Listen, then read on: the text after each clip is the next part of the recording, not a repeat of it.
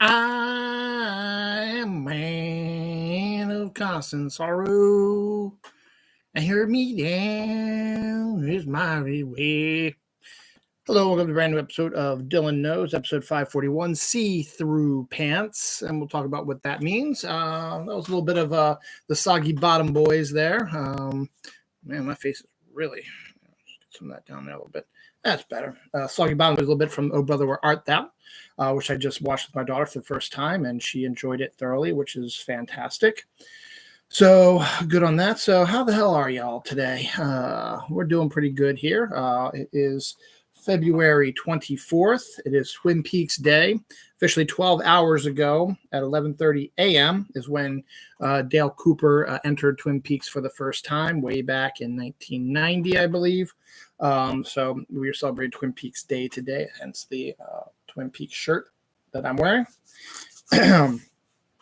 And we got a lot of comics news, which is weird because I don't read comics anymore, but there's some interesting comic stuff. There's giant animals and some deaths and baseball startup and football news and a lot of award shows. I think the SAG Awards either just finished or are finishing up right now. So we'll have the winners of the SAG Awards. BAFTAs were earlier this week as well. The Annie Awards, which is for animation, happened as well. So we'll cover all those as well. What else we got? Not really else jumping out at me, really. Super Bowl streaker, a little Taylor Swift in there. I don't think I have any political stuff, though. There are lots of political stuff that happened. And I am breaking my Lenten vow here. For Lent, you're supposed to give up something for the length of Lent. I gave up soda, and I've been pretty good about it. I had one soda earlier this week. Felt bad about it, and then I didn't feel good after I had it. So good on you, right, buddy? But I had to try this one because this is something brand new. I've talked about this before. Coca-Cola Spiced. And it's not advertising it. I'm just going to talk about it because I've been talking about this for a while. Coca-Cola Spiced is the brand new permanent Coke flavor that joins cherry Coke, vanilla Coke, Diet Coke, regular Coke, Coke Zero. I wish they'd bring back cherry vanilla Coke and orange vanilla Coke, but they haven't done that. But this is permanent. You can get 12 packs and bottles, stuff like that, at your local grocery store. My grocery store has 12 packs already. I was like, I better try it before I get some. Supposedly, this has a raspberry aftertaste to it, but here is the opening of Coca-Cola Spiced. I've been wanting to try this. I got this way back, I think, middle of the week. The aroma is very raspberry-ish, so very well could have a raspberry. Yep, raspberry spiced Coke and other natural flavors. So it is officially a raspberry Coke. Certainly smells like it. Here we go.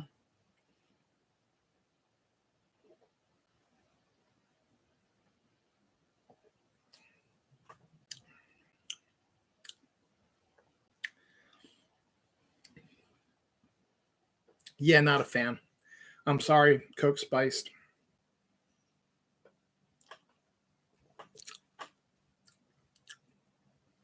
I get a raspberry flavor a little bit, but it's very floral raspberry, so it's not a fruity raspberry. It's a spicy raspberry, and that's Coke Spice is what it is. Yeah, I don't think I'll be buying a 12-pack of this.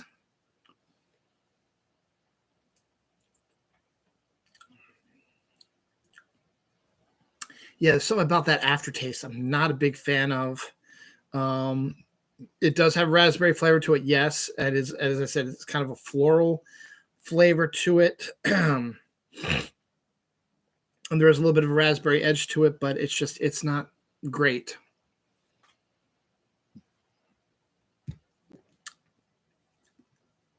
And there's definitely also a spicy note to it, hence the name Coke Spice. But yeah, just not the biggest fan of it. I'll finish it obviously during the show. But yeah, Coke Spice is not for me. So I will not be buying a 12-pack of that. And the last time I bought like a permanent flavor one was the Dr. Pepper strawberries and cream, which is actually a pretty good one. Again, that's just my decision. It's not up to me to make those decisions. It is me to describe what I tasted on it. You might like this. A good example of that was when Pepsi or Pepsi and Coke both had like a cinnamon flavored soda. And I forget which one. I was not a fan of it. I think it was the Pepsi one, maybe. And I bought some. My kids absolutely loved it. So I don't know. That's not for me. So Coke Spice, yes, definitely a thumbs down for me. So, but I will, as I said, I'm not going to waste it. I will drink it.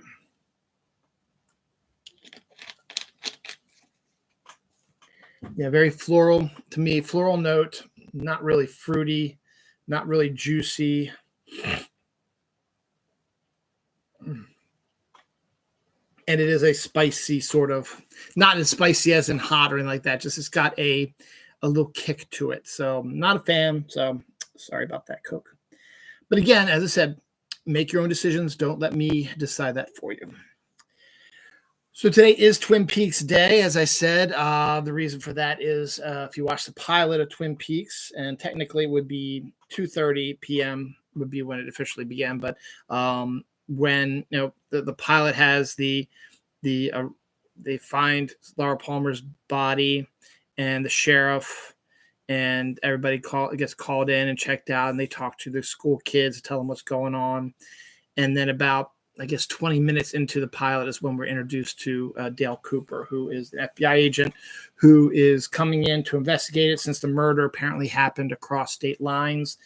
They found the crime scene. It was it wasn't that. It was Ronette Pulaski was found walking over between state lines. That becomes a federal thing. That's where the FBI comes involved. Plus, because of the stuff that they learned from the crime scene, it has very similar circumstances to a murder that happened a year before, almost to the date. So they believe there's a serial killer out there, and that's the premise of Twin Peaks. So, but the iconic when he's Dale Cooper is introduced, he's talking on his tape recorder to his secretary Diane, giving a lowdown of what he's seeing, what he's doing. He always starts it off with the date and time. It says February 24th at 11:30 a.m. on February 24th.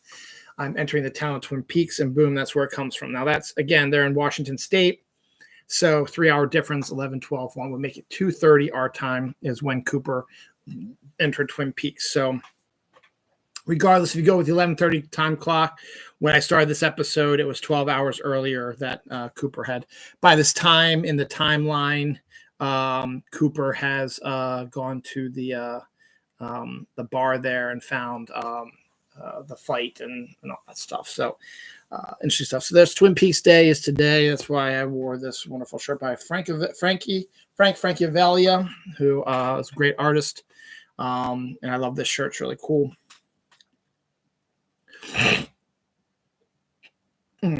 So yeah. So what's going on with that? Also this week we had an AT&T outage. I don't have AT&T, but a lot of communications, computers, cell phones, stuff like that were down for a long period of time. Now there was an interesting aspect to it, which I kind of think is connected to it. My work has a vending machine that uses credit cards. You can use credit cards or you can use change or whatever. So I wanted to get something. So I wanted to get a honey bun, actually. So I used my credit card. I pulled it out, said it was approved. I pressed in the buttons, B2, and nothing moved. I mean, it didn't spin and nothing fell out. And then it said, all right, pick up your item. I was like, well, it didn't fall out. So I tried it again. Same thing happened. Tried a third time, same thing happened again. So then I tried a different card. Didn't work either. Then I tried a different one. I chose C7, and it wasn't working either. So it was weird. So I wrote a note to the lady who gets in contact with the vending machine people, told them what's going on. And then she tried it, and she was able to work it out just fine. And then I tried it again, and it didn't work for me. But then I was able to get a lemonade from a different. So it was just a weird little thing. So I don't know what was going on with that. But I don't know if it's connected to the AT&T outage, but we did have an AT&T outage this week, which goes to show you sometimes that we are so dependent upon this sort of stuff that the merest breakdown in it causes panic and hysteria for everybody and anxiety.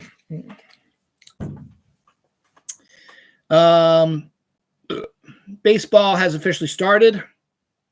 The first spring training games of the season started today. The Baltimore Orioles, my team, won their first spring training game 4-3 against the Boston Red Sox. Again, nothing, spring training doesn't count. It's just a way to get your players acclimated to playing in a game scenario, and also a way to figure out, who you're going to bring back with you when you do get into the regular season, and make sure that everybody is back on target and is ready for a 162-game season.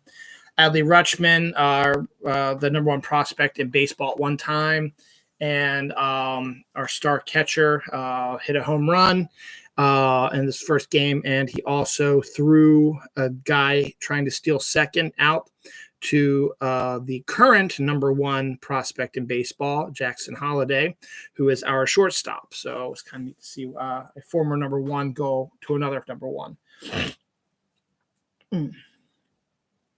So good on them. Speaking of that, the name of this episode is See-Through Pants. And as you probably heard, since Major League Baseball is starting, they have revealed new uniforms for their players, and the players are not very happy about it because the way the pants are, it's not like see-through, but you can basically see everything. I mean, there was a shot of a dude bending over, you could see his balls. I mean, just the shape of them and stuff like that. If I had a regular pair of pants and I did that, you wouldn't see my balls. You did see this guy's balls though, and you saw his butt, pretty rounded and stuff like that. So everything is visual and you can see everything. So players aren't happy with it. So I don't know if it's just a lesser fabric or whatever, but it's currently an issue. So I don't know how they're going to solve it or if they're going to solve it. So we'll find out. But that is why the episode is called See-Through Pants. The Harry Potter TV show is set to be released on Max in 2026. So you still got a couple years to go on that. Whoop-de-friggin-do. No desire to see that. The Spiderwick Chronicles, which is another series of young adult books that were fairly popular. Disney Plus was doing a TV series of that, and then they decided to drop it from Disney Plus, so they're not going to show it on Disney Plus. And luckily, the Roku channel, which is starting to make a name for itself, you can see it on your Roku down here. It has a Roku channel, but also if you have the Fire Stick, it also has Roku channel. Its Roku channel is free. The Al Yankovic biopic with Daniel Radcliffe was on the Roku channel. Now, the problem I have with the Roku channel is that in the movie, just as something was getting good, they broke to a commercial. So there are commercials on the Roku channel. But if done properly, it's not a movie, it's a TV series. So hopefully it'll hit it at the right time when there's a fade out or whatever, and you can put a commercial in there. But the Spiderwick Chronicles has now found a home in Roku. First trailer for it popped up. It looks decent. It stars Christian Slater as the bad guy. Hasn't really done anything for a while, but it's good to see him come back out. And it's set to debut on April 19th on the Roku channel. And again, if you have a smart TV, you have the Roku channel for free. You don't need to pay anything for it. Just type in Roku, ROKU channel. It should pop up on one of your apps. Just press on it, download it, or however it works. It's free, and you don't have to worry about it. So, though again, be forewarned, there are commercials, and they might pop up at the most inopportune time.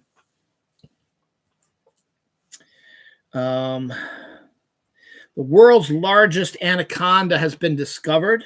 26 feet long and 444 pounds was discovered in the Amazon.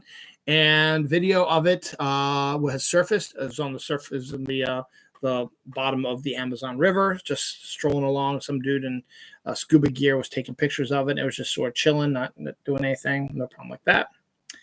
An extinct 10-foot-long eagle could pick up a kangaroo in its talons. It's extinct now, so you don't have to worry about that anymore. So that's good. Iwasu arrives on Disney Plus next week. It's an animated series done by, I think, either Japanese or Korean animators, computer generated, about a lizard who fights evil and stuff like that. So it's pretty cool about that. Scientists have discovered a 200 million year old dragon fossil. They call it a dragon fossil. It's probably a species of dinosaur that looks very much like a dinosaur. Looks very much like a dragon, but they did find a fossil that looks like a dragon.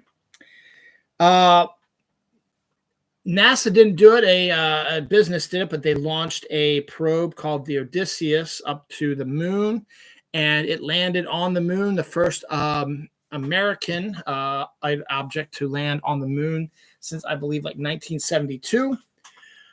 Problem is the camera never deployed, so we don't have any pictures. So cue the conspiracy theorists, stuff like that. But we know it landed. NASA, even though they did not launch it, they are keeping track of it. And we'll see. It's supposed to be some kind of rover, so I don't know if it's going to be. I think it's sending back data, so it's not continue to fail. It's not believed to be a failure. Just so when people see any pictures with it.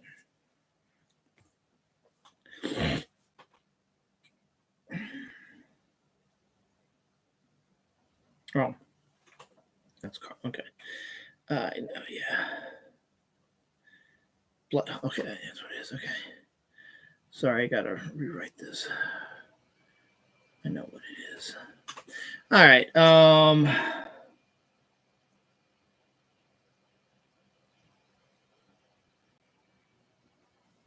Terrence Resman has been cast as Otis, Lex Luthor's sidekick in the James Gunn-directed Superman Legacy. Speaking of Superman Legacy, they had their first read-through of the movie, and it went well according to some of the pictures there, so that's pretty good. While hiking in Massachusetts, a hiker discovered a tree covered in Elmo dolls. It's kind of a bizarre little thing just to go in the middle of the woods and just see all these Elmo dolls on it. No other rhyme or reason for it. Who knows why?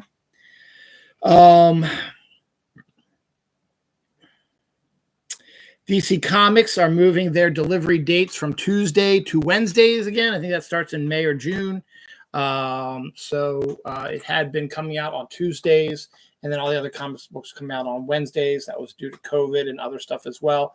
But now they decide that it'd probably be best just to have everything come out at the same time. So it will be reverting back to its Wednesday delivery dates. So that's pretty good.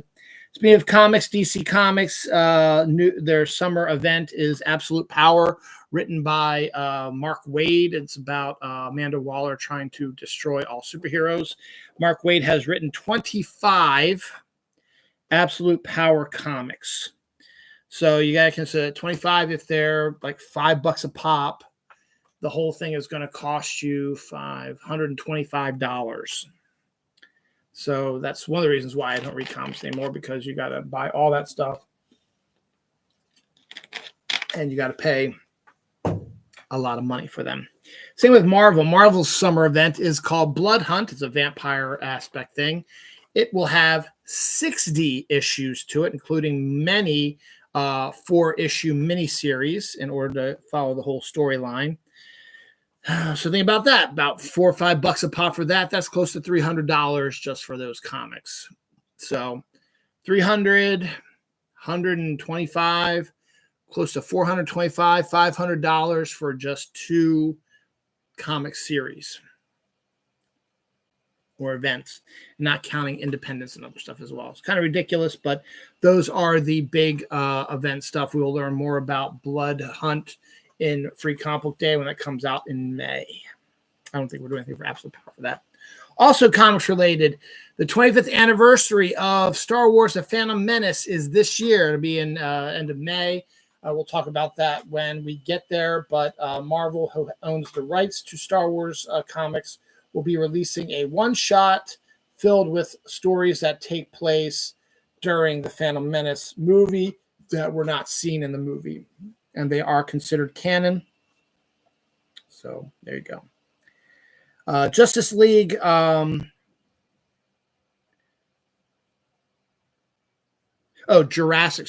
Jurassic League animated film is in the works. That was a miniseries where the superheroes were turned into dinosaurs and they fought other enemies that were dinosaurs also. So now they're going to be making an animated series, or a movie, I should say, about Jurassic League, where dinosaurs who are like Superman and Batman dinosaurs and Wonder Woman dinosaurs are fighting evil, like Joker dinosaurs and stuff like that. So it could be interesting. So speaking of collecting, I used to collect comics. I don't do it anymore. I've collected a whole bunch of different stuff during my time here on Earth. But I've never heard of this. But, obviously, collections can be for anybody. They can collect anything they want. And you should not ridicule them for anything that they collect. If they want to collect My Little Ponies or Betty Boop stuff or whatever, don't disparage them, don't discourage them, whatever. So whatever somebody comes up with, whatever collection they want to do, you should cheer them on and see if you can help them in any way to continue their collection.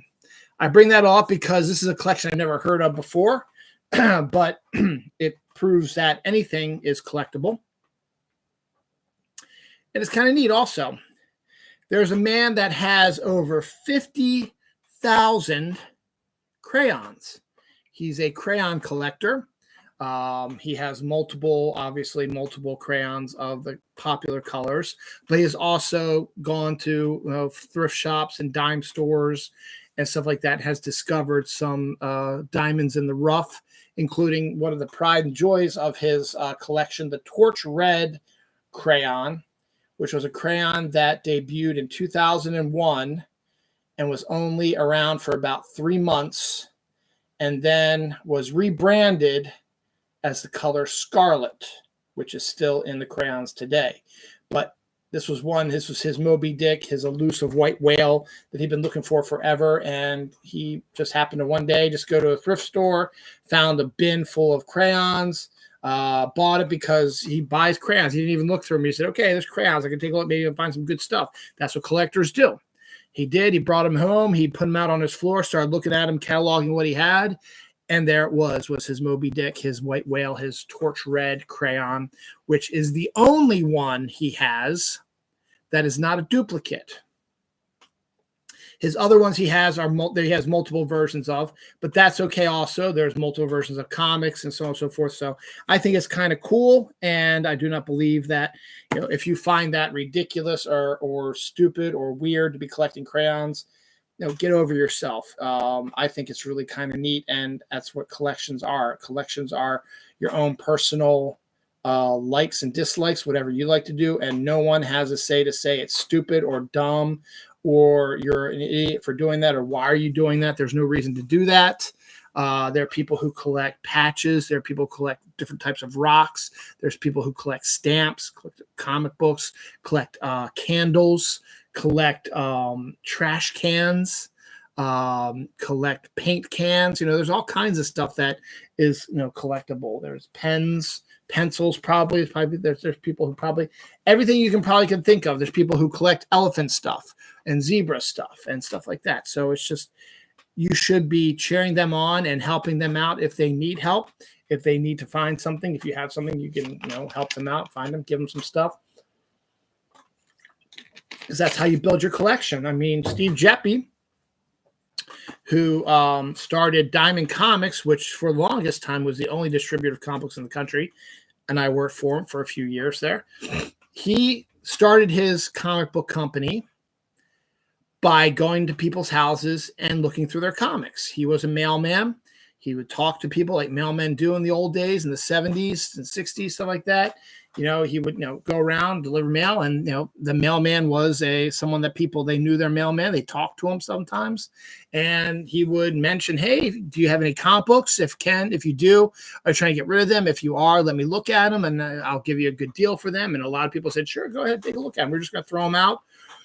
or they've been keeping up space in my attic or my basement. So he went through it and he bought them. And then he started building his empire from there. And that's how he did it. And I think this guy was the same too. I think some company was throwing away a bunch of crayons, destroying them or whatever.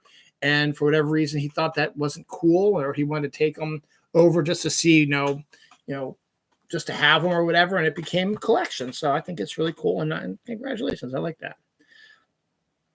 My family and I, actually, I should just say my wife, daughter, and I finally got around to watching Loki season 2. We binged the entire 6-episode series over 2 days. And I have to say, it is up there in my at least top 3 best Marvel TV series from Disney Plus that they've ever made. It was miles better than the first season of Loki.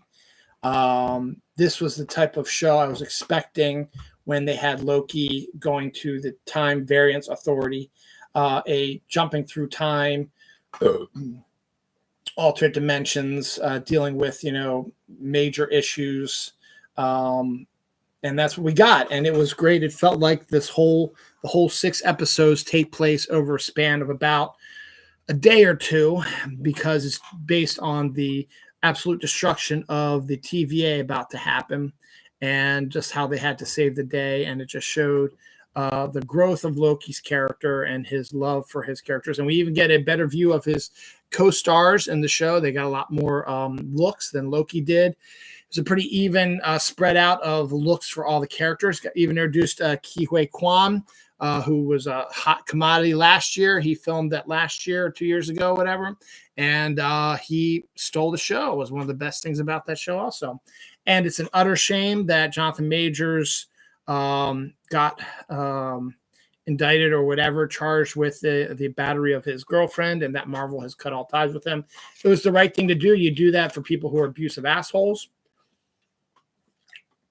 But this happened he filmed Loki before all this happened, and he was just as good as everyone else was as well. So kudos to Marvel. Loki season 2, outstanding. As I said, in my top 3 best shows. Could even be number 1. I got to reevaluate some of them, but it is outstanding, was outstanding, and it ended perfectly. So that's all I have to say about that. This week also sees Taylor Swift continuing her Australia tour. Last week she was in Melbourne. This week she was in Sydney, Australia. Her boyfriend, Travis Kelce, flew down on her personal plane the first day of her Sydney concert, and has been there with her for the last 3-4 days. They've been photographed out and about, going to the zoo, and doing normal things like normal couples do, which is great. And then just seeing you saw all the video of when Taylor went to football games and all the fans were mingling around and following her and calling out for her.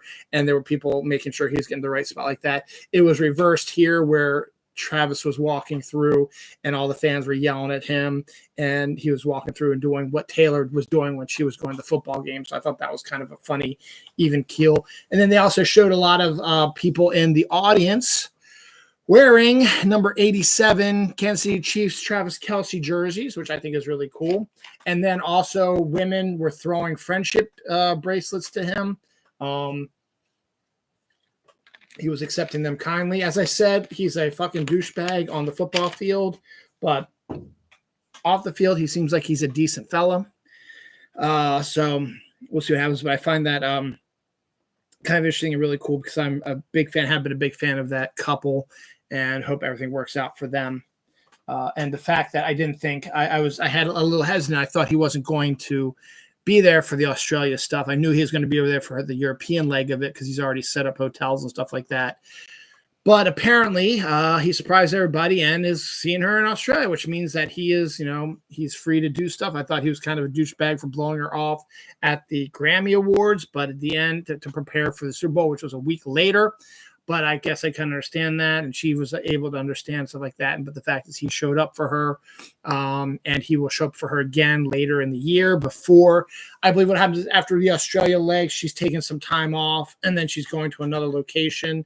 I don't think Travis will be with her for that one because he's got to start getting ready for OTAs and stuff like that. But then from what I recall is training camp for football starts usually in July. Taylor will be in Europe in June.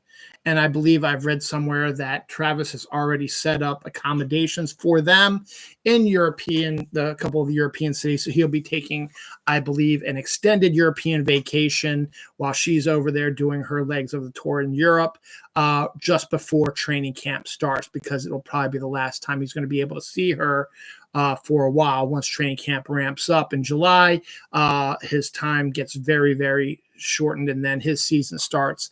Though, good news about that is she will be back in the States in the fall. So she will be around, and she can, if she wanted to, keep going to games, or if she's got stuff going on, she can't. Or maybe they'll intersect where they'll have a game, like if she's going to be in New Orleans and they play the Saints in New Orleans, maybe that'll intersect and they'll be able to hang out there. We'll see what happens.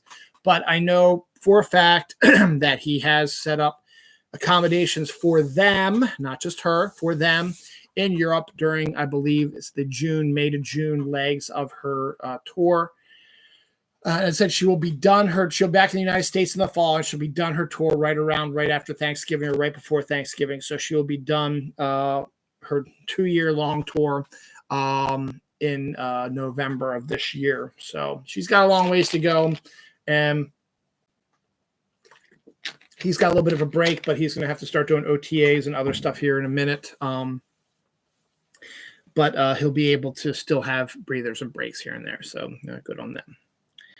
But I bring all that up because if you know a lot about Taylor Swift, and I know a little bit, but not a lot, a lot of her songs are obviously autobiographical. A lot of them are about heartbreak and problems with ex-boyfriends and stuff like that. But it's also about feuds that she's had with other celebrities. One in particular was her and Katy Perry were really good friends for a while and best buds almost. And then I don't know exactly what happened, miscommunication, whatever, something like that. Not exactly sure, but Katy Perry stole a number of Taylor's dancers for her tour. And Taylor was still going on tour or whatever. Not this era. This was years ago. This was one of her earlier tours. And also Taylor was a little bit more immature at that time. She's probably in her 20s at that time. And she was kind of pissed about that. And so they broke off their friendship. And she wrote the song Bad Blood about her feud with Katy Perry. Flash forward here about 10, 15 years later.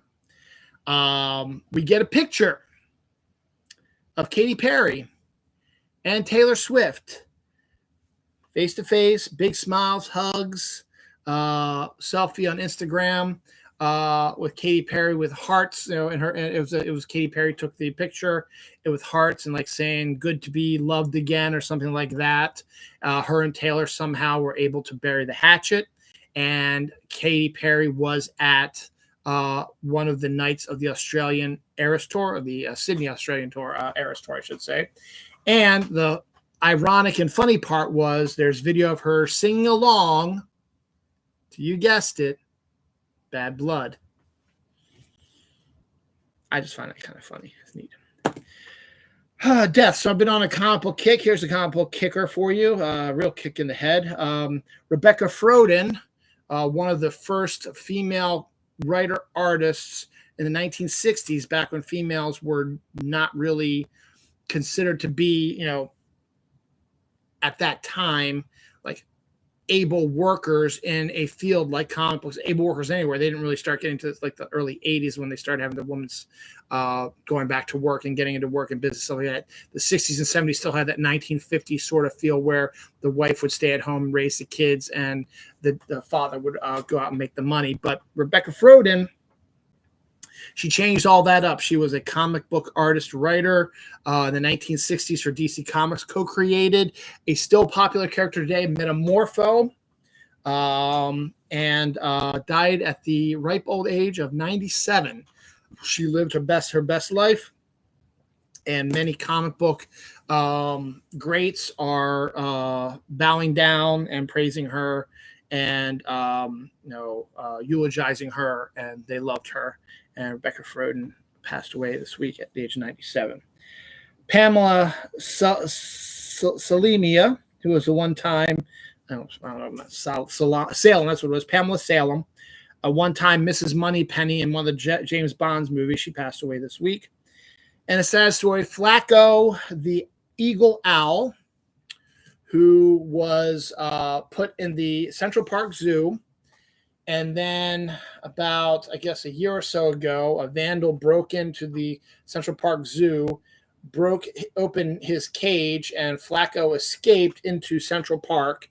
And so many people started taking pictures and saying, what's this owl doing? There's no owls usually in Central Park. And they were taking pictures of him, and he became sort of a folk hero.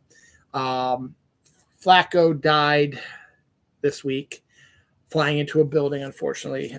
He was 13 years old, I believe. So at least for a year, he got to live his best life as a free owl. So kind of a sad story here. All right, page 2. Blue Mountain State to be getting a sequel series where Alan Richardson, your what's his face, John Reacher, will be reprising the role that he had in the original Blue Mountain State, which was, I guess, years ago. I don't remember. I've never heard of Blue Mountain State, but a second season is coming. The Boys, ahead of their 4th season opener, which opens in June, has already been renewed for a 5th season, so that one's going on, moving forward. Destin Daniel Cretton, the director of Shang-Chi, is set to direct a live-action Naruto film. Not for streaming, as far as I know. It's for movie theaters, so good on that.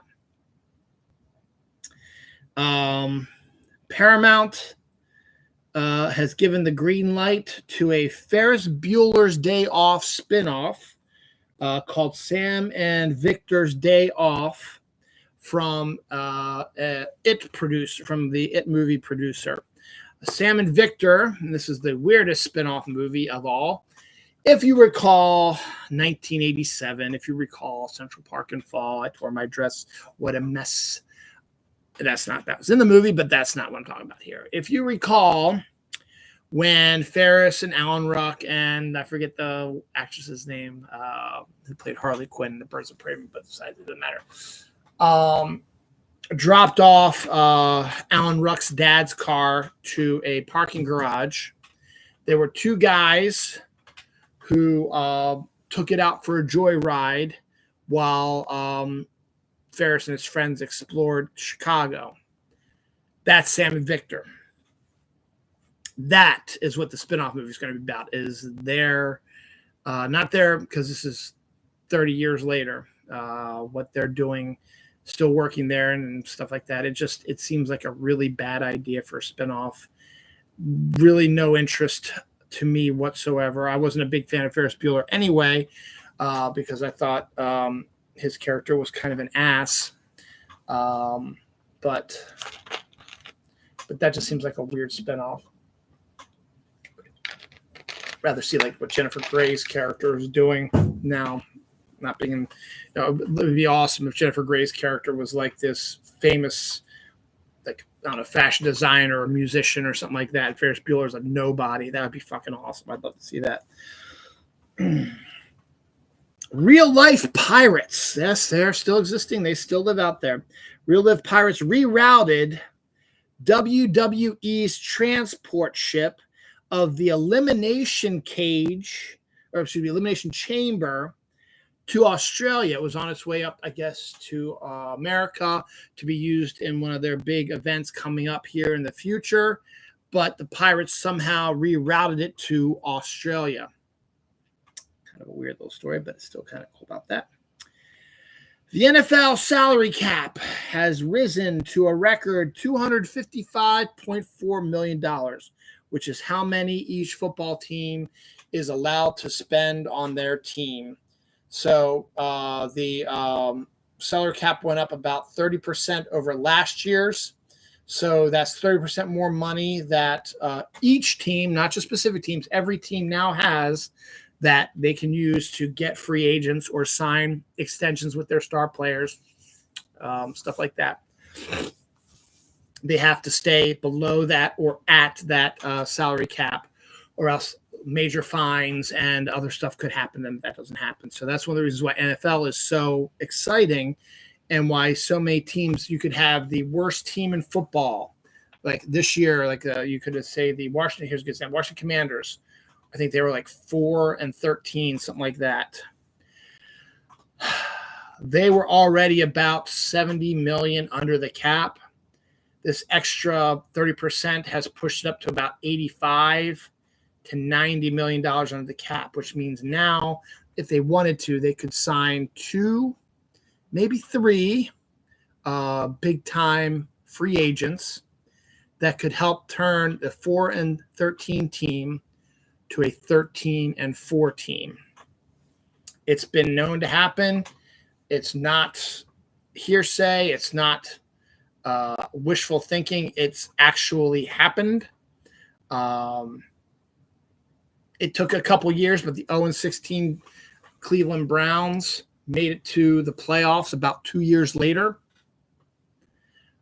So kind of cool. So that's good for many teams, actually. It's also good for teams who are right at the cap, and they're going to have to make some major adjustments to who they keep and who they release and who they extend. This adds a little leeway so they can maybe keep one of the people that they were thinking they had to get rid of. Now they might be able to keep at least 1, maybe 2 if they finagle something really good. They still might lose people, but this extra money in the cap will help them immensely. Either sign extension to someone they want to keep or pick up a free agent they weren't expecting that they would be able to. It's been long rumored, but and not a lot has been shown about it or seen about it, but it is on its way. Star Wars Acolyte, the new Star Wars Disney Plus TV series, is now set to debut on my father's birthday, June 5th, 2024. So we'll be seeing probably lots of stuff from the Acolyte here very soon, including a trailer. I'm dying to see what it's basically about. From what I heard, it's about the early days of the Jedi. So we'll see if that actually is the case. Could be very interesting.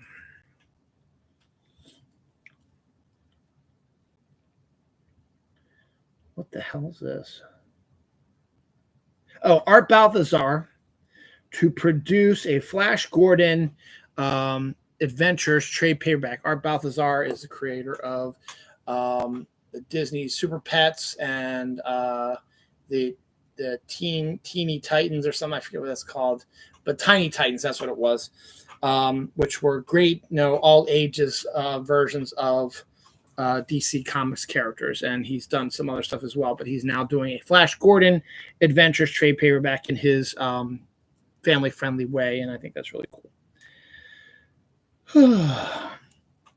Frasier's new series has been renewed for a second season on Paramount. Some video game news. JAXA's new Lunarcraft game allows Minecraft fans to build an outpost on the moon in Minecraft style. And Epic Mickey remake. Epic Mickey was, I guess, a video game that came out a while ago. A remake of it is set to debut on the Nintendo Switch here soon. I guess that's Epic. Epic itself might be. I think it's called Epic Mickey, but I think Epic itself might be involved with it because they just signed a deal with Disney and they work with Nintendo. So we'll see what happens with that. Speaking of Disney stuff, Uncle Scrooge and the Infinity Dime #1 is the first new Disney comic in a really long time, and Marvel, will be producing it, coming out, I believe, February, March, April, either April or May, no, February, March, No, March. It will be May or June. It's due out. But we got an Alex Ross cover, which is really interesting, and it looks good. And when done properly, Disney Comics can be very well done if you get a good creative team on. I remember when I was working at Diamond, Disney Comics had created their own comic company, and they got like famous comic writers and artists to come in and write like a Mickey Mouse comic or an Uncle Scrooge comic or whatever. And it was different than your typical Disney comics that were drawn by, not Walt Kelly, but the guys who do that type of stuff. So we'll see if this actually is going to be in a similar way to do that. The Daddy-O trailer is a new film with Dakota Johnson and Sean Penn. I didn't really watch too much about it because it looked like basically a young woman got into a cab, and the cab was taking her someplace that she wasn't supposed to, and I didn't want to see what was going to happen. So I said, F it, I'm not going to look at that anymore. Josh McDermott from Walking Dead has been cast along with Stephen Amell, who I talked about last week, in the Suits sequel, Suits LA TV series. So he'll be back on TV here shortly. Tom Cruise is set to star in Alejandro G. Inarritu's new film. He's the guy that directed The Revenant and Birdman, both of which got Oscar wins for their lead actor. So Tom Cruise could be up for lead actor if it continues to be in that thing when this movie comes out. True Detective Season 4 just ended, and they got renewed for a 5th season. The Crow remake, the long and winding Crow remake, which I've been talking about on the show these 10, 11 years I've been doing this show, all the false starts and the restarts, stuff like that have been happening. You never thought there'd be a new Crow movie. And then they made it. And then silence. It was finished last year sometime. It's coming, y'all. June 7th, 2024. The new Crow movie reboot will be coming out. And right around the same time, a Crow 4K DVD, 4K Blu-ray DVD of the original Crow movie will be released around the same time. I just got a 4K Blu-ray. I am going to probably pick that up because it's going to be pretty cool. Despite what happened with Ant-Man 3 and Loki Season 2, Avengers 5 is no longer now going to be called the Kang Dynasty, which is a shame. It would have been real easy to replace Jonathan Majors. You bring in another actor to come in, and you say, I killed all my variants, blah, blah, blah. I'm now the new Kang. I'm the boss. And you can figure out a way to avoid the Jonathan Majors ones, and you can still call it the Kang Dynasty. So now it is not called the Kang Dynasty. However, since Avengers 5 is not due out till 2026 at the earliest, I believe, I will not be surprised that within the next 2 years, it'll go back to being renamed the Kang Dynasty, particularly if they recast Kang and they get a solid script. Unless they're changing it completely, which would be stupid to set up a thread and then not follow it up. Yeah.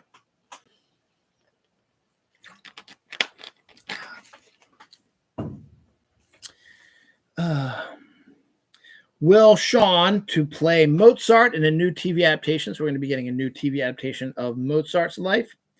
Alan Richardson, I just talked about him earlier. He has joined with Kevin James in Playdate, a new action comedy set to start filming here shortly. Lady Gaga has entered Fortnite as a new skin.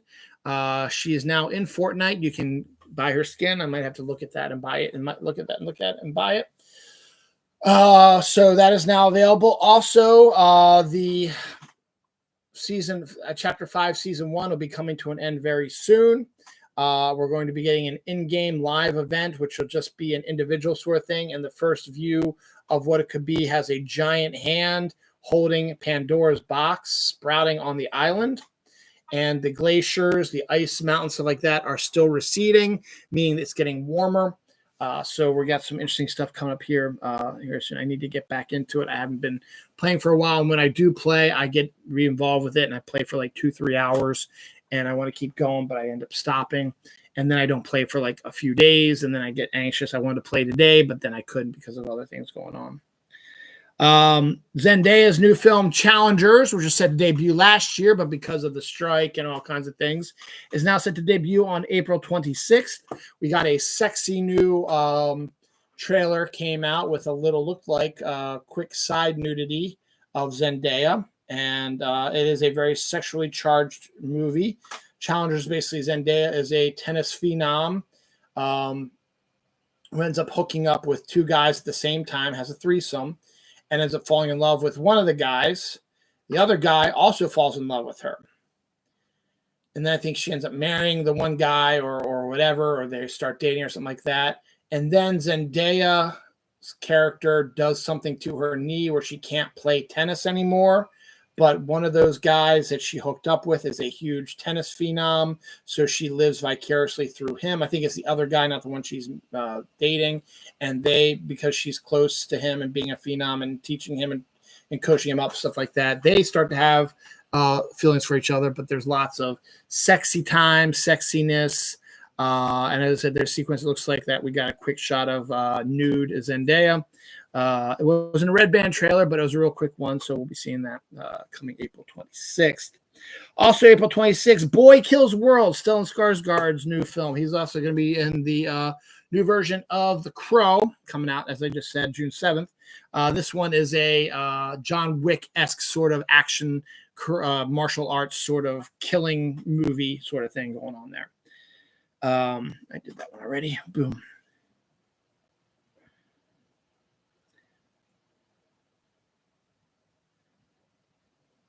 Oh, every Culkin brother to voice act in the new animated series, The Second Best Hospital in the Galaxy.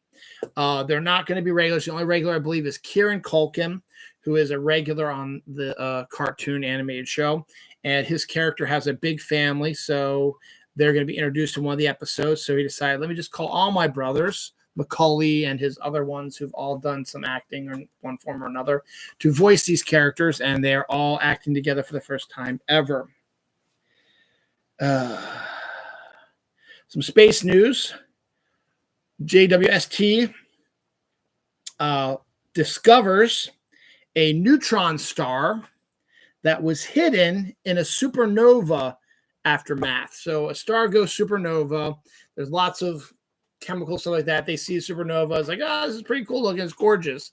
And it's starting to dissipate now. So you're starting to see things behind it. And then one day they said, hey, let's take a look at that supernova remnant, see what's going on with that. They're like, what the fuck is that? They discovered a neutron star hiding behind the supernova. So I don't know if it's close enough to be involved with the supernova or it was the cause for the don't know. But it's a big deal. It's not a little thing. It is pretty big, and the thing is right here. So that's kind of a neat thing to check that out. Halley's Comet. Everyone knows Halley's Comet. 1986 was the last time it made its way through. It passed the Earth. The last time it did that was in 1910. In 1910, it was a huge freaking deal. Pictures. There's no pictures of it because photography really was still brand new around that time, but there were drawings, stuff like that. It had massive comet in the sky, which made it look like that it was extraordinarily bright in the sky. So everybody was expecting when it came back 76 years later, which is its cycle in 1986, that we'd have a better shot because we had telescopes and photography, stuff like that. And it was a letdown. I think I saw it, but it was not yay big. It was like, ooh, ooh, ooh. And now we'll come back for another 76 years. So let's think about that. 86, 96, 2006, 2016, 2026, 2036, 2046, 2056, 2062 is when it'll be coming back. I mention that because it is on its way back. It's been 38 years since it's gone out to interstellar space. It has now turned and is on its way back on its 38-year trip back through our solar system. So it is heading back towards us. So Halley's Comet will be rolling in here again really soon. Oh, yeah. Dunkin' chocolate donut flavored filled chocolate eggs is your new Easter candy of choice. I saw a bag of those at my grocery store. Didn't try them, but that's a unique idea, I guess, for a chocolate egg. KFC had created an item called the Cheesa, which is a chicken breast with tomato sauce and mozzarella cheese and pepperoni, stuff like that, called a Cheesa, obviously. But it's only available overseas. Well, not anymore. It will be making its American debut very shortly here. Couple anniversaries. Rumble in the Bronx came out 29 years ago this week. And in 1980, the U.S. hockey team defeated the communist bastard USSR hockey team. The U.S. hockey team had no famous people in it. We're all college kids. We're a major underdog, but overachieved in the Olympics. And we're going up against a USSR hockey team, which was considered to be best in the world. And they surprised the world by defeating them in the semifinal game, which led the United States to go into the final against Finland, I believe. And they took care of business there and won the gold medal. Coincidentally enough, in 1984, the next time the Olympics rolled around, because 1980 was in Lake Placid, New York, the Winter Olympics, the Summer Olympics in 1984 were in Los Angeles, California. The Nazis, still suffering a little bit of butthurt about that, decided we're not going to be in your goddamn Olympics in America in 1984. Now, remember, this is during the Cold War, so it was a major issue. So it was a big thing. So a lot of people were believing it was because they were butthurt that we beat them in the 1980 Winter Olympic hockey, but it was more political than that.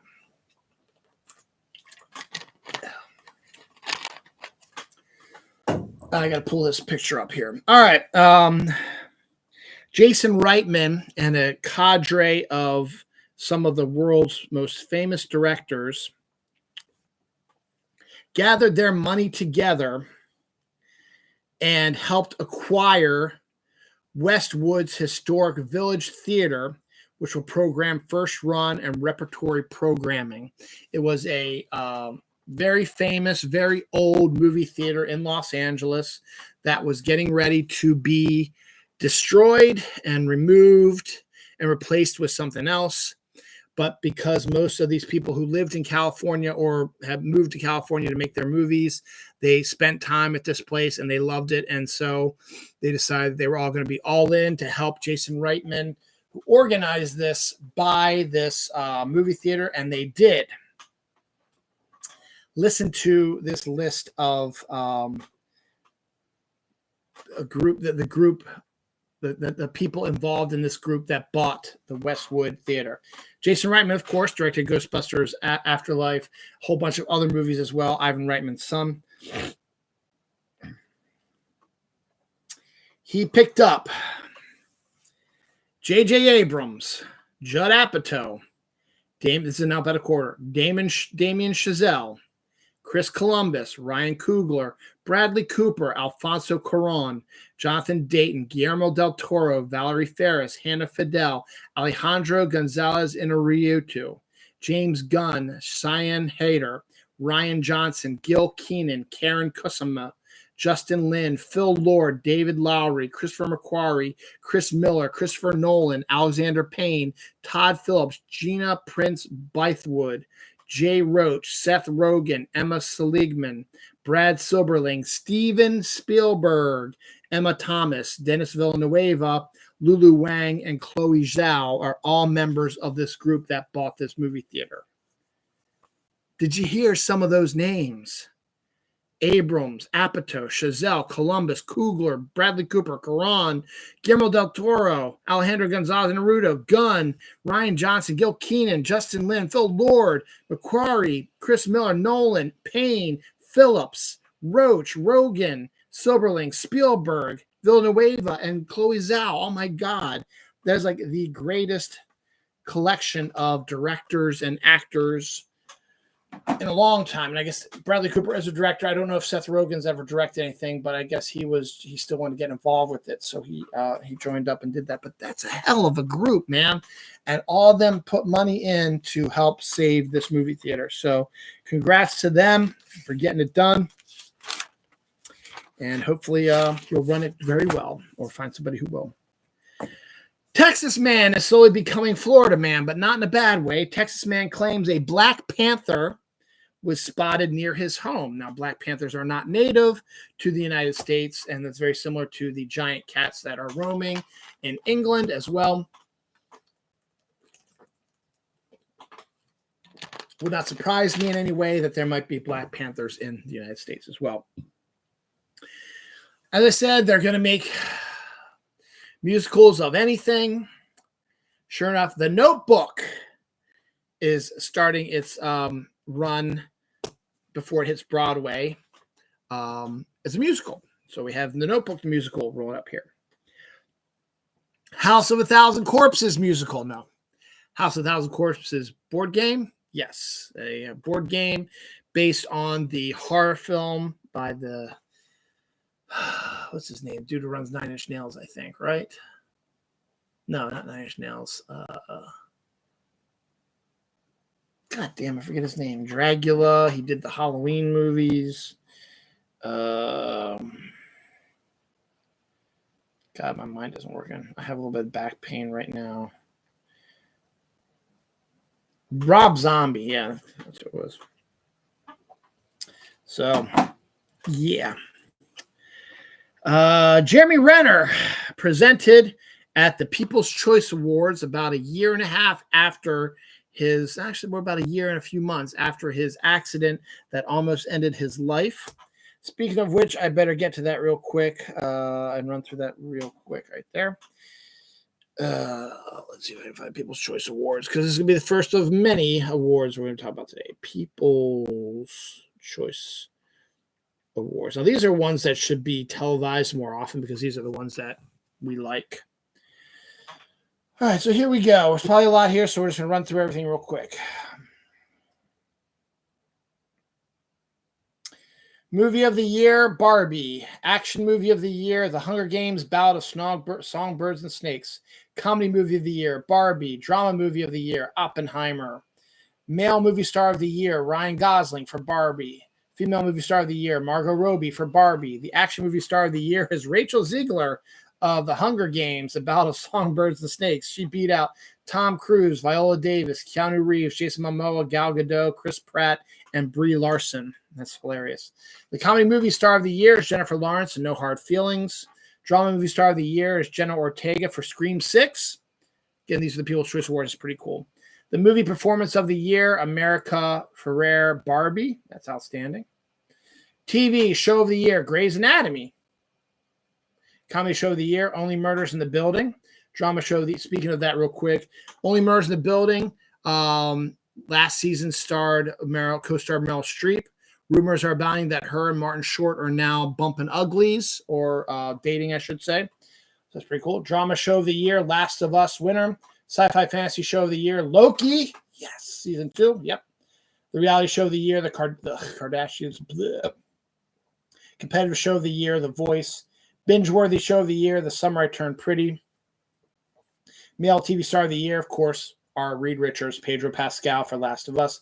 Female Star of the Year, Selena Gomez for Only Murders in the Building. Comedy TV Star of the Year, Jeremy Allen White for The Bear. He still wins everything, though. A Drama TV Series of the Year, Jennifer Aniston for The Morning Show. TV Performance of the Year, Billie Eilish for Swarm. Reality TV Star of the Year, Khloe Kardashian. Yeah. The Competition Contestant of the Year, Ariana Madix for Dancing with the Stars. Daytime Talk Show of the Year, Kelly Clarkson. Nighttime Talk Show of the Year, Tonight Show starring Jimmy Fallon. Host of the Year, Jimmy Fallon. Music, Male Artist of the Year, Jungkook. Female Artist of the Year, Taylor Swift. Male Country Artist of the Year, Jelly Roll. Female Country Artist of the Year, Lainey Wilson. Male Latin Artist of the Year, Bad Bunny. Female Latin Artist of the Year, Shakira. Pop Artist of the Year, Taylor Swift. Hip Hop Artist of the Year, Nicki Minaj. R&B Artist of the Year, Beyonce. New Artist of the Year, Ice Spice. Group Duo of the Year, Stray Kids. Song of the Year, Vampire by Olivia Rodrigo. Album of the Year, Guts by Olivia Rodrigo. Collaboration Song of the Year, Barbie World, Nicki Minaj and Ice Spice with Aqua. Concert Tour of the Year, of course, Taylor Swift, the Eras Tour. Pop Culture, Social Celebrity of the Year, Taylor Swift. Comedy Act of the Year, Selective Outrage, Chris Rock. Athlete of the Year, Travis Kelce, winner. Yay, he was there with Taylor also, so it's kind of funny. So that is your list of people. That's why I think the People's Choice Awards are the coolest, because, just those winners were hilarious. Rachel Ziegler as the champion of the year. That's awesome. Borderlands, the popular video game series, is getting a movie directed by Eli Roth, surprisingly, who usually dabbles in horror films. This one is a action comedy video game movie, and it's got a hell of a cast. I knew a little bit about this, but I never really thought much about it because I don't play Borderlands, never was a big fan. But we got our first trailer, and it stars Cate Blanchett, Jamie Lee Curtis, Jack Black, Kevin Hart, Ariana Greenblatt. It was a entertaining trailer, I should say. It looked very much like Eli Roth went and said, okay, let's look at the video game.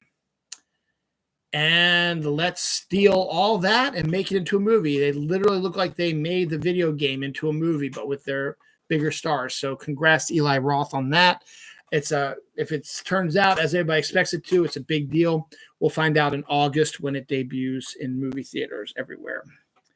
Bong Joon-ho, who won the Best Academy Award for Best Picture, Parasite, a few years ago. I think won Best Director also. His new film with Robert Pattinson, Mickey 17, has been pushed back to 2025, January 31st, 2025 to be exact. And I have no idea why, because I believe the movie is done, but we'll see. Sony will manufacture, distribute, and market all of the physical media of Disney now, meaning any Blu-rays, DVDs, I guess maybe Disney books or whatever. No, it's just going to be the movies, I think. DVDs and Blu-rays are going to be made and pushed by Sony. So it's a partnership between Sony and Disney. So good on that. Disney has also bought the rights to the anime Go Go Loser Ranger. So you'll be able to see that exclusively on Disney Plus. They'll be pushing that probably later this year, probably.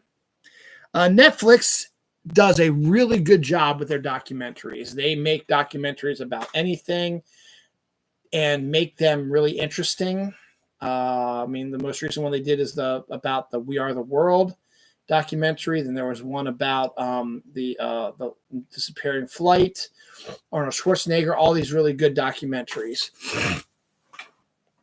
Add to that a new one, which could be a lot of fun to look at for sports fans only, really. There used to be a team in Canada called the Montreal Expos. They were a team that was around from the 70s to about early 2000s, where they moved from Montreal to Washington, D.C. and became the Washington Nationals, which they still are to this day. But they're finally going to get a documentary about the history of the Expos and about their move. And honestly, it's a really interesting story. I like to see that. So that might be one I might check out here when it debuts. I'm sure when it eventually debuts, you'll hear about it here on the show. Gareth Edwards, the director of Rogue One, the first Godzilla movie in the new series from Legendary, and Monster has been tapped to direct the new Jurassic World movie. I think that's a really good choice, as long as he doesn't go for the deep, dark stuff that he did for Godzilla and does more of the clear, concise stuff like he did in Rogue One. Stephen King would like to know, where the hell is my Salem's Lot remake, I should say. Salem's Lot remake has been done for about a year now, and it has not been set. It was set to debut this upcoming September, but has been removed from the schedule and no idea when or if it's ever going to be released or if it will be released straight to streaming. Nobody knows for sure. So Stephen King, the writer of the book that the movie's based on, is like, what the fuck? Where's my shit? And fears up there that they're going to pull a Warner Brothers, which will, they believe that the company that made Salem's Lot is going to destroy the movie and no one will ever see it and do it as a tax write-off, which is a new trend now, which is very disturbing and very stupid. So Stephen King is pissed. He wants to know where his shit is. The trailer for The Irish Wish, the Lindsay Lohan St. Patrick's Day rom-com, came out this week, set to debut 2 days before St. Patrick's Day, Friday, March 15th. The premise of the movie looks like a typical rom-com, and lots of green, and the red in her hair is just, it's a lot of good visuals, but it looks like a fluffy rom-com thing, but that's great for Lindsay Lohan as she's slowly rebuilding her career. Premises, she's going to her best friend's wedding. Her best friend happens to be marrying her ex-boyfriend, who she's still in love with. And so on an excursion to around Ireland and just feeling bad for herself and sorry for herself like that, she makes a wish and says that she wishes that she was marrying her ex-boyfriend and not her friend. She wakes up the next morning to a dude in her bed who's her ex-boyfriend and now her fiance, and they are there to get married. But she remembers her previous life of not being engaged to him. But now that she's accepted that something happened, she's going all in because she finally got her wish. No matter how much it hurts her best friend, she's now marrying her ex-boyfriend. But of course, because it is a rom-com, the photographer they hire to take pictures, stuff like that, is a hunky Irish lad who Lindsay Lohan starts to have feelings for. And now is beginning to think, maybe I'm not supposed to be with this guy. Maybe I should have made this wish. Maybe my best friend was set to be with him because I'm supposed to be with this photographer. It's simple rom-com, looks adorable. Will I watch it? Probably not. The Super Bowl streaker. I didn't even know there was a Super Bowl streaker, but because they didn't mention it, they cut away from it because you don't want to promote that sort of thing. But the Super Bowl streaker has an interesting story. I actually saw two versions of the story, so I think this one is a bit more truthful than the one that I first saw.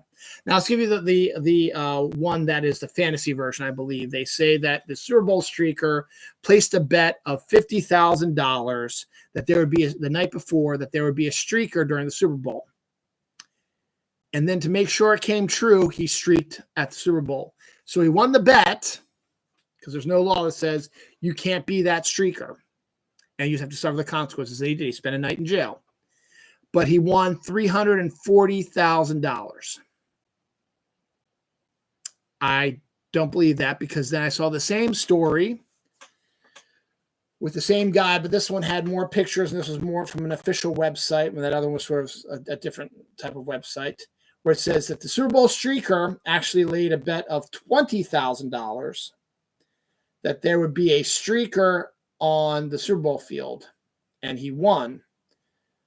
But it made sense like he only won like $10,000 because he won his $20,000 back, and he had to pay $10,000 to get out of jail. I'm not exactly sure. It doesn't add up. It doesn't make sense. I don't know how it works. Either way, it's a funny story. I thought I'd bring it up. I thought it was kind of interesting. Voyager 1 has not responded to NASA since December. People are afraid that they finally have lost contact with Voyager and they will no longer be able to talk to it. That's a shame, but hey, it's been out there since the 70s and it's doing stuff that never expected. And it's going to set up for its Voyager appearance in Star Trek, the motion picture. Zay Flowers, Baltimore Ravens rookie, phenom wide receiver, a couple weeks ago was accused of abusing his girlfriend, and police arrested him, and he had his day in court, and no charges have been filed. He's a free man. It's as if it never happened. So I don't know exactly what went on, but he has not been charged, so he will not be punished, should not be punished in any way by the Ravens, will not be released by the Ravens, and the NFL probably may or may not fine him or do something like that, or they may suspend him for a game or two. Maybe because even though he got off, I don't know how that all works, being accused of it. Does that reflect badly on the NFL? And do you have to do something, or are you just going to ignore it? I don't know. We'll find out eventually. I think they'll just ignore it and move on. So I talked about our space, the moon rover that landed on the moon that has no camera capabilities now. Australia has decided to join the other countries like India and Japan for sending their own. They want Australia to send their own probe rover to the moon, and they're trying to seek public help in order to get it created, design the new rover, which they're calling Rover, kangaroo rover. So it'll be a sort of a crowdsourced design, and then they'll launch it in space, and we'll see what happens. The Spider-Verse artists of the hugely popular animated films are trying to pitch a Batman Beyond animated film in a similar style, and they drew a number of stills from a potential Batman Beyond animated series done by them, an animated movie done by them, and they look gorgeous, and so they're trying to see if DC or Warner Brothers is going to bite, and they'll make a Batman Beyond movie to go along with their Spider-Verse movies. We'll see if that happens. Sam Mendes, director of such movies as Skyfall, American Beauty, and the awesome film 1917, is set to direct 4 individual biopics of the Beatles. He's going to direct a biopic of John Lennon, one of Paul McCartney, one of George Harrison, and one of Ringo Starr. So 4 movies, 4 biopics of each member of the Beatles, and they're going to interconnect. So the actor who's playing John Lennon will pop up in McCartney and Harrison's and Ringo's movies. Ringo will pop up in the other ones, and so on and so forth. So it's all going to be interconnected. All 4 movies will be released in 2027. I think it's a brilliant idea. I think it's a really cool idea that someone is willing to try this. Beatles biopics, I think, are going to be stellar if you can get the Beatles music and gets the good actors to portray the Beatles. I think it could be a very, very interesting series of movies that I might be interested to see because Sam Mendes is an excellent director. So excited to see that, but we have to wait 3 years for that. Of course, it's got to make them. It's going to take 3 years to make 4 movies. It does, just the way it is. New episodes of the cute Pokemon Concierge are in the works for Netflix. Speaking of Pokemon, this weekend is the Sinnoh World Tour. My wife and I went out today, and it's always like 4 different biomes with different Pokemon, and then it repeats it for another 4 times, and the event's over. They have all kinds of like shinies and special Pokemon that don't pop up before and ones you haven't seen in a while. And then they have special raids. In this case, it's Origin Form Dialga and Origin Form Palkia that have a new thing called Adventure powers, which interact with stuff in game. So we've taken care of all that. So tomorrow's just sort of cleanup work, but it was fun. It was a little bit chilly today, but it was fun going out there for a couple hours and doing that. Something fun that my wife and I like to do. Scientists believe alien life on Titan is looking less and less likely, despite the fact that it has liquid, not water, because it's not really water, but liquid on it, stuff like that. But we don't know. Aliens might have been able to survive on that planet, and that aliens that are nothing like us. We need to send rovers, boats, helicopters, whatever they want to do. You got to send something there. So there's nothing I want to see more than the actual lakes and rivers and streams on another world and see how they look, because it's not water, so it's not going to be blue probably. It'll be probably a grayish silver, whatever. It'll be really cool. I really, really want to see these this liquid lakes and rivers on Titan just to see what they look like, man. That's the thing I want to see more than anything. Pickle flavored jelly beans just in time for Easter. For your pickle loving friends, you can get those as well. Speaking of Pokemon, could 2 new Pokemon games be on the way from Nintendo Switch? Rumor has it there's going to be 2 Pokemon games coming out this year, but people are unsure. It's just a rumor right now, but people aren't sure if it means sort of like similar to like the Scarlet and Violet that we just did. So that's 2 games right there, but they're the same game, just with some different Pokemon in each one. Or if it's going to be, you're going to have one series like a Scarlet and Violet over here, and then another series like Diamond and Pearl. They don't know exactly what's going to happen, so we'll find out. The Blade Runner 2099 TV show is set to get Jonathan Van Tullerton to direct all the episodes. Never heard of him, so we'll see what happens. Nevada sex worker retires at the age of 76 after 54 years of satisfying 500,000 clients, including not 1, not 2, not 3, 4 presidents. So she's 76 years old, 54 years. So let's see, 54 years from now. So 24, 14, 04, 94, 74, 1970 is when she started. 4 presidents.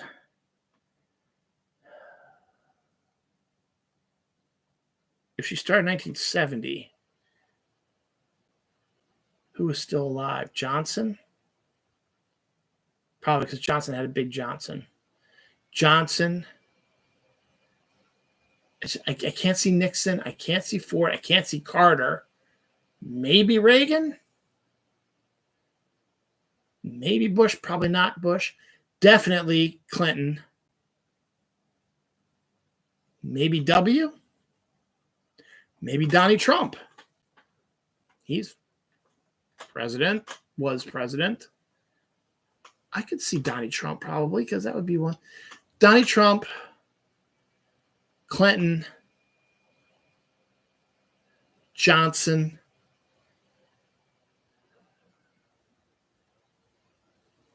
I really don't see anybody else. W maybe? He was a drunk frat dude. He might have gone to Vegas once and had sex with her. Very possible. Not Obama. Probably not Reagan. Probably not George Bush Sr. Definitely not Carter. Probably not Ford. Probably not Nixon. So that's the only thing. Now, if she was around in the 60s, I could see maybe Kennedy doing it. But if she didn't start till 1970, Kennedy's been dead for 7 years. So that would be weird. That's got to be it. Trumpy, Clinton, W, and Johnson. That's got to be it. So there we go. She said she wanted to retire once she had sex with 500,000 clients, but as she got older, less and less people obviously wanted to have sex. I know it's a terrible thing to say, but it's true. But she lucked out and she's able to get her 500,000 clients. So congratulations to her. Anniversaries. Old School debuted 21 years ago this week. Fortnite Chapter 2 Season 2 debuted 4 years ago. That was when I started my Fortnite journey, actually. So that would be February. So I started it in late March after I got laid off, maybe April after I got laid off. I started playing because my son started playing around the same time. So that was 4 years ago. Euro Trip 20 years ago this week. Some deaths this week. Tony Ganios, star of Porky's and the Wanderlings, died. The Wanderer, died. Cagney Lynn Kaler, 36-year-old porn star, was found dead at home after suffering from mental health. Let's check out Cagney Lynn. I did this the last time a porn star passed away. So let's see if I can see if she actually pops up in here. So let's see. Cagney. Oh.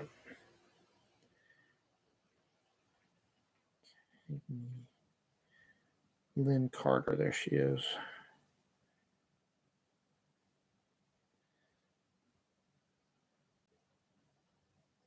Yeah, she's a. Yeah, there she is. So.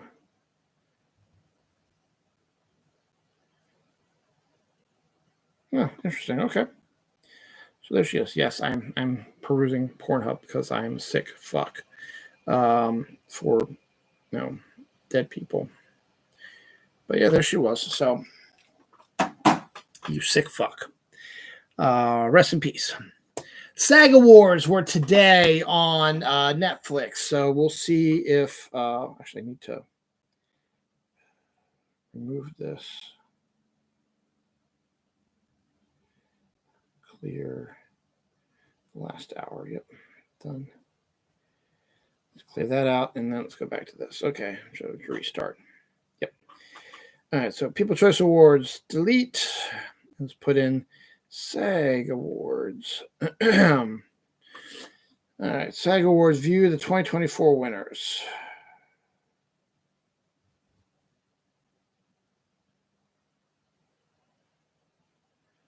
All right. See the full list of winners right here. Stunt Ensemble in a Motion Picture, Mission Impossible Dead Reckoning Part 1. Stunt Ensemble in TV series, The Last of Us. Male actor in a comedy series, Jeremy Allen White, The Bear. Female actor in a television movie or limited series, Ali Wong for Beef. Female actor in a comedy series, Ayo Edebiri for The Bear. Male actor in a drama series, Pedro Pascal for The Last of Us. Female actor in a supporting role in a motion picture, Divine Joy Randolph, who is probably going to win the Oscar. She's won every award so far. Male actor in a television movie or limited series, Stephen Yeun for Beef. Ensemble in a comedy series, The Bear. Male actor in a supporting role in a motion picture, Robert Downey Jr. for Oppenheimer. He's probably going to win also.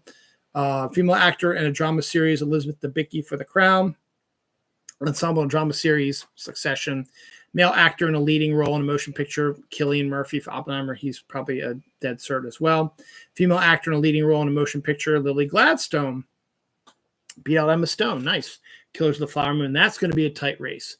Cast in a motion picture was Oppenheimer. So there is your SAG Awards. That was not very big, but there you go. There's your SAG Awards. So pretty much, SAG Awards are a pretty good indication of who's going to win what at the Oscars. There's a couple of dead certs in there already, but that Best Actress Award is going to be a tough one to choose from. And we'll see where the rest of that goes. But it looks like we know who Best Supporting Actress, Best Supporting Actor are going to be. Look, we know who Best Actress is going to be and what Best Picture is going to be. So we'll see what happens. We will find out about a month, and I will do my show before then. All right, we're on the tail end here, so we got about half hour. If we hit the 2 hour mark, we should finish that before then. Lionsgate to do a modern remake of the movie American Psycho, which is a bad idea because American Psycho is a hell of a good movie and its 1980s setting is a whole lot better than a modern day setting. And we really don't need to see a remake of a movie that's actually was good and successful. That's a bunch of bullshit. Abel Ferrara reunites Willem Dafoe and Asia Argento in American Nails, a new gangster flick that he'd be directing. Talked about how contact was lost with Voyager 1. A contact was also lost with a spacecraft carrying an experimental quantum drive. So take that as you were. They lost contact with it. Quantum drives. Could that be something that they're testing that it went to another dimension? Blah, blah, blah. Conspiracy theories. Let's let them roll. Blue Raspberry Jolly Rancher gummy-filled marshmallows. Sounds like a bizarre little thing, but there you go. Water was found on the surface of an asteroid for the first time. Good on that. Hidden Valley Ranch Cheez-It flavor is upcoming here.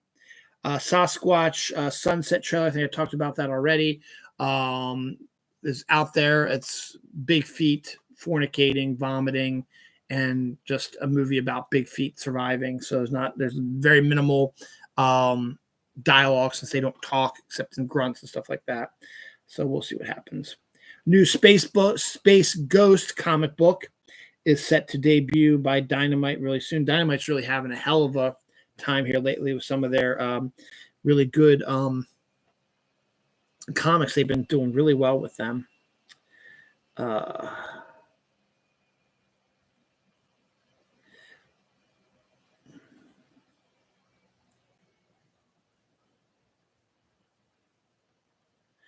A donated Renaissance book about astronomy from the olden days has discovered to have hidden text in it.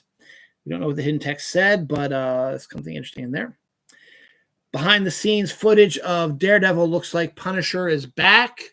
John Barenthal has said that he will be in the movie. The picture we had was of White Tiger. We are now sure is going to be in the show because this had someone in a Punisher shirt with a hoodie on, so we don't know if it's actually John Barenthal or someone pretending to be the Punisher. Don't know. Looks like they're killing the White Tiger, so we'll see what happens with that.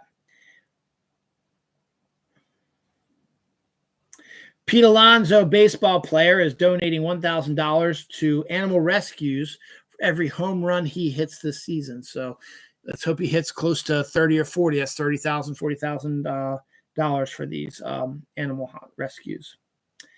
A new limited series starring Ewan McGregor called A Gentleman in Moscow had a teaser set for Paramount on March 29th. The Baltimore Ravens, my team, re-signed Nelson Aguilar to a one-year deal. That's the first deal they made this year. Gladiator 2 footage is blowing executives away. They are extraordinarily excited with the film, and they believe that if it as good as it appears to be, it's a shoo-in to be nominated for the Academy Awards, just like their predecessor was. Hilo, a wonderful kids and comic book written by Judd Winnick, trade paper, I should say, written by Judd Winnick. The newest chapter is coming out end of this month, I think, actually. I need to pick up my copy, even though my kids don't like it anymore. Me and my wife still read it, so it's pretty cool. It's now getting a cartoon series. I think that's awesome. Animated series. That's kind of what Judd has always wanted, so that's pretty cool. Christopher Nolan has banned Uggs from his sets. Okay, you do you, man. You do what you need to do. Yorgos Lanthimos is set to direct the remake of a Korean film called Save the Green Planet. Yorgos could very well win Best Picture or Best Director. We'll see what happens. I don't think he's going to win either, but he's been nominated for both. The live-action One Piece. The creative teams want Danny DeVito and Jamie Lee Curtis to star in their new season. So we'll see if that actually comes to fruition. Evil is winding down in its fourth season. It's going to be finishing up after its fourth season, so there'll be no more Evil, which is a good sign because Mike Coulter, who's the star of it, also was a star of Luke Cage, and now with all the Netflix heroes sort of making a reappearance in the MCU, it is now time for Mike Coulter, after he's finished his Evil tenure, to come down and reprise his role as Luke Cage and wrap up his storyline that ended in his series.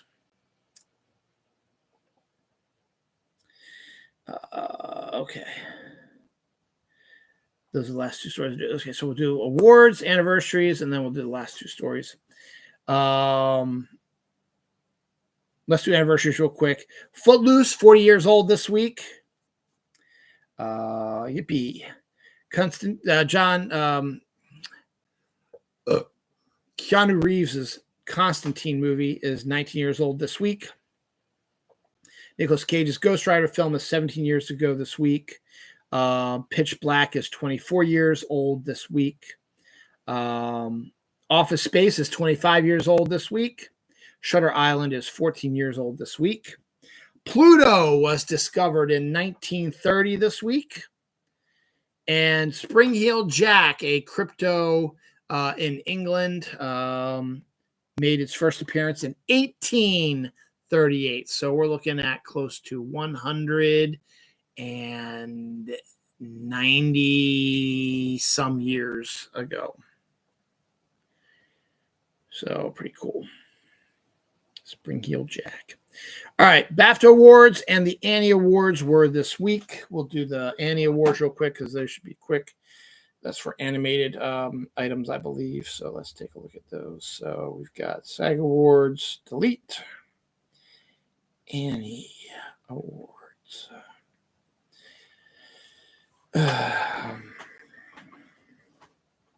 Winners. Okay. Oh, they're 2023.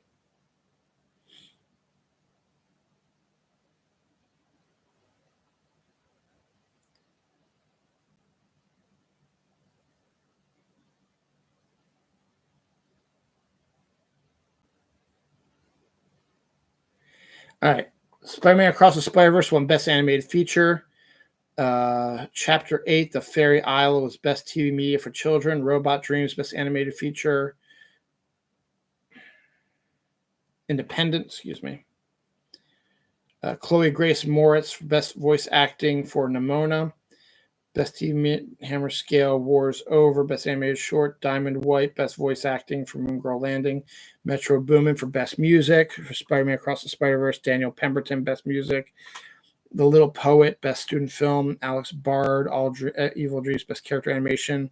Paolo Grociolo, Nicola Finzio, Naoko Kato, Filippo Macari, Edmund Boulay Gilly, all won Best Effects for a Feature.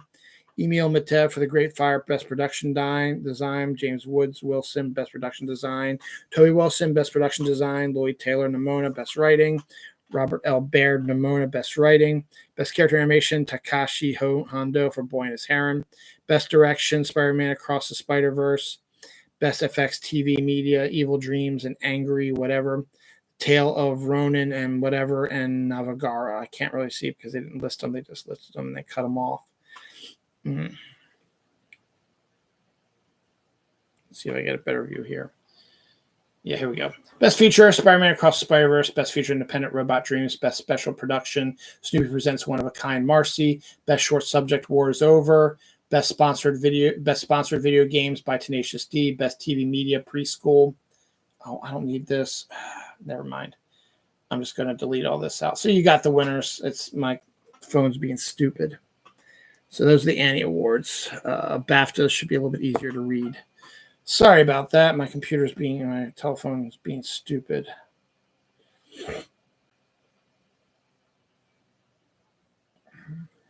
Delete.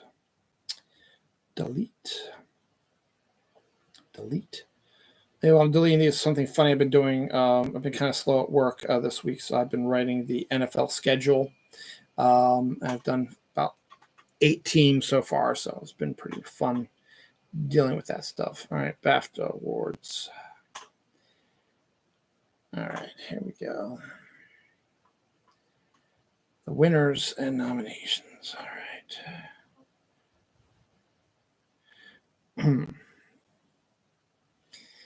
Best Film, Oppenheimer. Outstanding British Film, The Zone of Interest. Outstanding debut by a British writer, director, or producer, Earth Mama. Film not in the English language, The Zone of Interest. Documentary, 20 Days in Mariupol. Animated film, The Boy and His Heron. Director, Oppenheimer, Christopher Nolan. Original screenplay, Anatomy of a Fall. Adapted screenplay, American Fiction. Leading actress, Emma Stone. Leading actor, Cillian Murphy. Supporting actress, Divine Joy Randolph. Supporting actor, Robert Downey Jr. Original score, Oppenheimer. Casting, The Holdovers. Cinematography, Oppenheimer. Editing, Oppenheimer. Production design, Poor Things. Costume design, Poor Things. Makeup and hair, Poor Things. Special visual effects, Poor Things.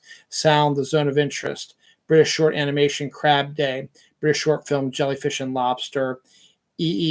Rising Star Award, Mia McKenna Bruce. So that is that. So again, a lot of stuff you can pretty much say is going to win everything. So there we go. All right, we're down to our last 2 stories this week. First up, gold miner finds a mysterious grapefruit-sized fur ball. Discovered it is a perfectly preserved 30,000-year-old squirrel. So they'll be able to take a look at what squirrels were like 30,000 years ago. And the last story this week, baseball has started in college and in regular season. Sacramento State player Matt Masacciaglio was hit by a pitch. Not 1, not 2, not 3, not 4, not 5, not 6, but 7 times out of 8 chances. So he's hit by a pitch 7 times out of 8 at-bats to start the season. That is some wacky shit. All right, y'all. That is the last episode of February. God damn, this month is going on. Next week's episode is going to be a little. It might not be till Sunday. My wife's 50th birthday is on Sunday, March 3rd. Because remember, March 2nd and March 3rd is next weekend. And her party at my sister-in-law's house is on Saturday the 2nd, starting at 5 o'clock. Now, I'm going to take my mom. I'm going to talk to my mom tomorrow and see if she still wants to go. I wasn't expecting to be that late, but it is. She's not going to want to stay for too long, so we'll probably leave about 3 hours in. So I'll probably leave about 8 o'clock. My wife might have her end up staying at her sister-in-law's house to finish having a party and waking up there on her 50th birthday there, and then making her way home eventually. So I don't know if I'll have time to get myself organized for Saturday. I might be able to do it on Sunday. So next week, and we'll figure out when it's going to be done. Don't know yet. We'll work it out though. But it is my wife's 50th birthday on Sunday, 1 week from today. This is now officially Sunday, February 25th. But let me tell you about the weather coming up here. Right now it's currently 26 degrees, which is normal for February. Tomorrow will be 44. Later today be 44 degrees and 23 degrees for a low. Monday, 59 degrees here. Tuesday, 59 degrees. Wednesday, 63 degrees. Thursday, 53 degrees. Friday, 50 degrees. Saturday, 53 degrees. Sunday, 62 degrees. Monday, 61 degrees. Tuesday, 59 degrees. So we're going to hit a warm front here at the beginning of March. Early spring, as Punxsutawney Phil said. Voila, all you haters, there it is. So it'll be an interesting weekend. And then the weekend after that, we're turning the clocks back, or rather ahead, I should say, spring forward. So we'll be losing an hour. So we'll figure out how all this is going to work and stuff like that. So next 2 weekends are going to be, and then it's going to be Oscar time. So, well, actually, no, Oscar's in 2 weeks. Yeah, the 3rd and then the 10th. So it's actually in 2 weeks. So the day of the Oscars is when we turn the clocks ahead. So it's all going to be crazy. We'll see what happens. But just stay tuned. I will be doing a show. I just don't know when it will be next weekend or the weekend after that. We'll work it all out. But this week, nothing exciting coming up. We're going to have our first leap day in 4 years because it's every 4 years, dumbass. And Dune 2 debuts on Friday. Those are the two big things going on right now. And I think there's some sort of Pokemon online thing this week as well, which we'll probably learn more about if there are going to be any new Pokemon games or what's coming up with Pokemon. All right, y'all, it's time for me to get the hell out of Dodge. See y'all later. Have a good night.